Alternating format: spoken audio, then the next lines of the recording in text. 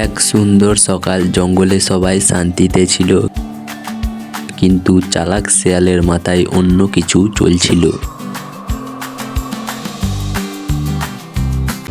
আজ একটু মিথ্যে বলে মজা দেখি।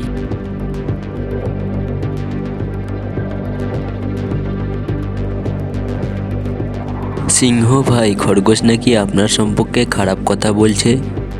সত্যি? না সিংহ ভাই, আমি এমন কিছু বলিনি।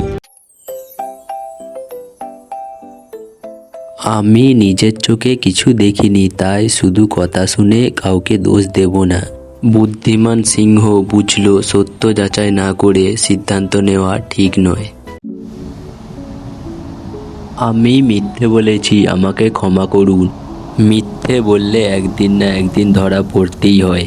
এই গল্প থেকে আমরা শিখলাম মিথ্যে কথা বলে কাউকে বিপদে ফেলা উচিত নয়, কারণ সত্যর জয় সবসময় হয়। সবসময় সত্য কথা বলবে।